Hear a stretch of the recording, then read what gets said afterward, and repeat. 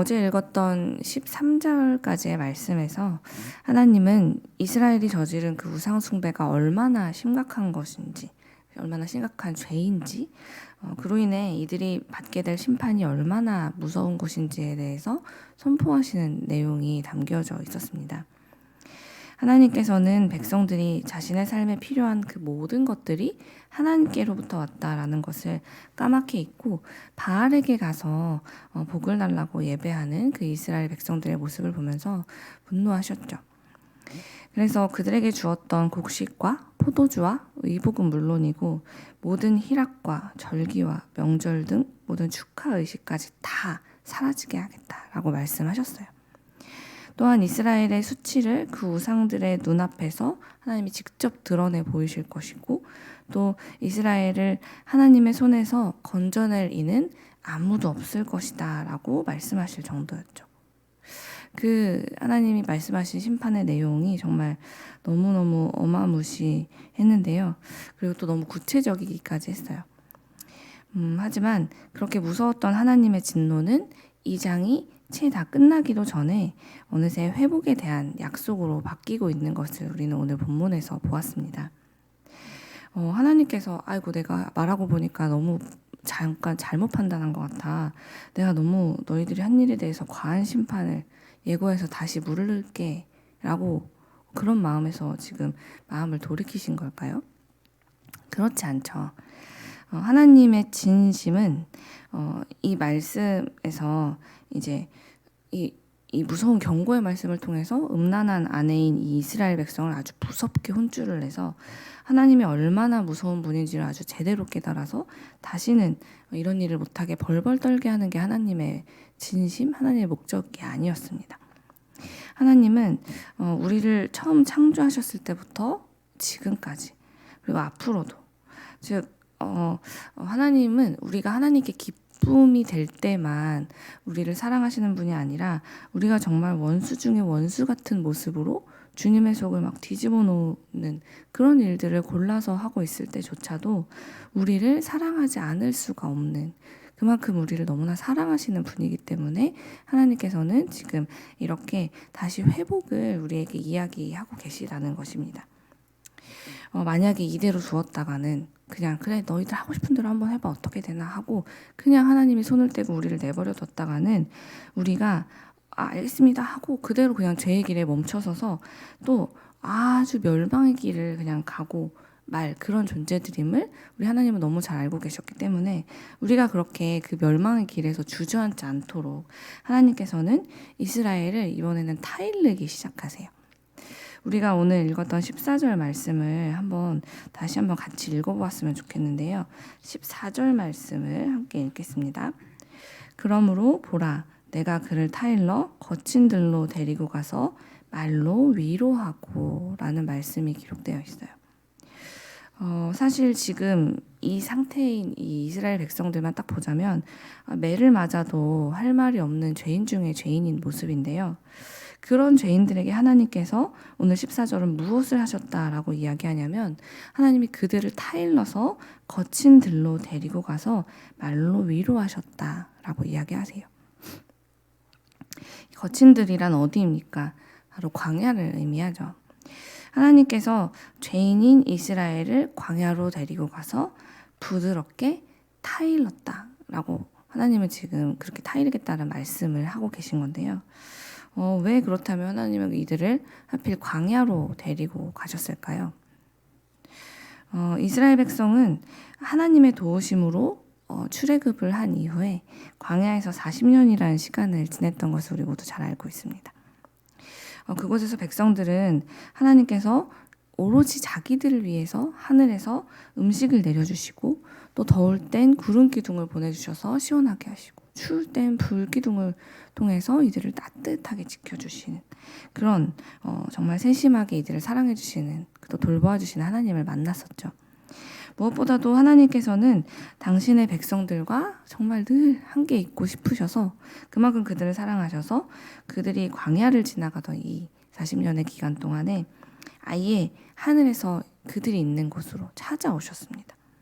직접 찾아오셔서 성막 한가운데 항상 거하시면서 이스라엘 백성들과 동행하시고 그들을 인도하셨던 하나님의 모습을 그들은 경험했었죠. 따라서 이스라엘에게 있어서 광야라는 곳은 그저 거칠고 아무것도 없는 황량한 장소가 아니었습니다. 그들에게 있어 광야는 하나님과의 사랑의 관계가 시작된 곳, 하나님과 함께 살아가기 시작한 곳, 그것이 바로 그들에겐 광야였죠. 그런데 하나님께서 우상숭배로 당신과 관계가 깨어져 버린 이 이스라엘을 타일러서 광야로 데려가셨대요. 이 말씀이 어떤 의미인가? 하나님께서는 이스라엘과의 깨어진 관계를 다시 내가 새롭게 세울 거야 라는 다짐과 약속을 하고 계신 것입니다.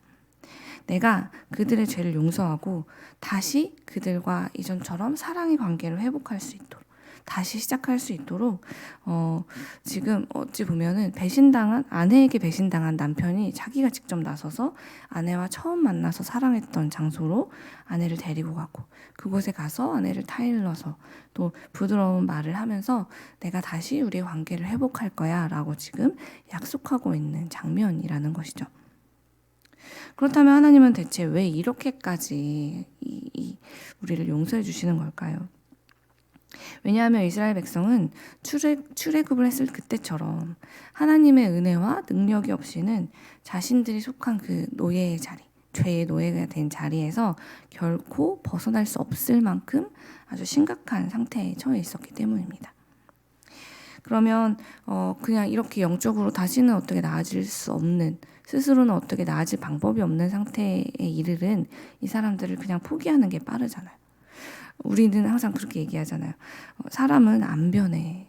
어차피 고칠 수 없어. 라고 우리는 그냥 포기하곤 하는데 하나님은 우리를 너무너무 사랑하셔서 포기를 하실 수가 없는 거예요. 15절을 보면 이렇게 쓰여 있어요. 거기서 비로소 그의 포도원을 그에게 주고 아골골짜기로 소망의 문을 삼아 주리니 그가 거기서 응대하기를 어렸을 때와 애굽 땅에서 올라오던 날과 같이 하리라 라고 지금 말씀하고 계시죠. 여기서 아골골짜기를 소망의 문이 되게 하겠다라는 말씀을 하고 계신데, 아골골짜기가 어떤 곳입니까? 오래전 아간이 하나님의 말씀을 어기고 전리품 중에서 금과 값진 외투를 숨겨서 아간은 물론이고 그의 일족들까지도 모두 심판을 받았던 장소가 아골골짜기입니다. 우상숭배로 죄에 물든 이스라엘 백성은 지금 아골골짜기에서 심판을 받은 아간과 그리고 그의 가족들과 다름이 없는 상태에 있어요. 그런데 하나님께서는 이제 아골골짜기에서 심판을 받을 일만 남아있는 이 이스라엘 백성에게 지금 이렇게 약속하고 계신 것이죠. 내가 아골골짜기를 소망의 문이 되게 할 것이다 라고 말이죠. 하나님은요, 죄로 인해서 영영 이 회복이 불가능해진 우리를 보면서 너는 정말 구제불능이다. 네가 회복되기를 바라느니 내가 정말 아예 새로운 사람들 만들어서 새로운 관계를 만드는 게 낫겠어. 다시 그 새로운 관계를 시작하는 게 낫겠어 라고 말씀하지 않으신다는 거예요. 주님은 오히려 우리에게 이렇게 말씀해 주시죠. 너는 네 힘으로는 그 죄를 끊어내지를 못하니까 내가 끊어줄게. 내가 너를 도와주고 내가 너를 위로해 줄게. 너희가 범죄에서 심판받았던 그 자리에서 내가 너희를 회복시키고 새롭게 일어날 수 있도록 도와줄게 라고 하나님은 지금 말씀하고 계신 것입니다. 왜냐하면 하나님의 도움 없이는 죄를 이길 힘이 우리 안에 없다는 것을 이 세상 그 누구보다도 하나님이 잘 알고 계시기 때문이죠. 그러므로 사랑하는 여러분, 우리가 때로 너무 힘든 시간을 보내서 때로 우리가 감당할 수 없는 일들을 경험하고 또 이제 나 스스로도 나를 포기하고 싶은 그런 상황 속에 있을 때를 지나더라도 여전히 우리를 사랑하고 계시고 비록 내가 이 상태에 있을지라도 나를 위로하기 원하시고 나를 타일러서 다시 관계를 시작하고 다시 살려내기를 원하시는 그 우리 하나님의 사랑을 의심하지 마십시오. 하나님은 당신이 우리를 사랑할 수만 있다면 자기의 모든 것을 다 내어주고 또 내어줄 준비가 되어 있는 분이세요. 18절을 보면 하나님이 막 너무 우리를 향해서 주고 싶은 게 너무 많으시고 다시 하고 싶은 것들이 너무 많으셔서 간절히 정말 그분이 바라는 그 모든 소망에 대해서 마치 꿈을 꾸는 것처럼 이야기해 주시는 장면이 나와요. 거기를 보면 하나님이 우리를 위해서 다시는 전쟁이 없게 전쟁을 내가 없애주고 싶다는 이야기를 하시고, 그래서 그 결과 우리가 진정한 평화를 누리면서 살기를 바라시고, 또 들짐승과 공중의 새와 땅의 벌레와도 언약을 맺어서 사랑하는 우리들 하나님의 백성들이 더 이상 그 어떤 것으로부터도 피해를 입지 않고 살아가기를 바라시는 그 마음이 오롯이 이 말씀에 담겨 있는 것을 볼 수가 있습니다.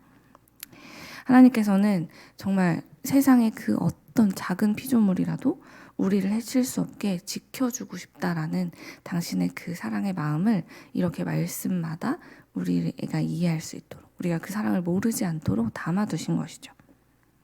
주님은 우리를 지키는 일에 있어서 피곤해서 못하겠다라고 말씀하시거나 내가 지금은 귀찮아서 안 되겠다라고 말씀하신 적이 없어요. 우리에게 필요한 풍성한 곡식과 기름과 세포도주와 이 모든 것들을 언제든지 하나님은 우리에게 가득 채워주고 싶어 하시고, 그럴 준비가 이미 주님은 다 되어 있으시다는 거죠.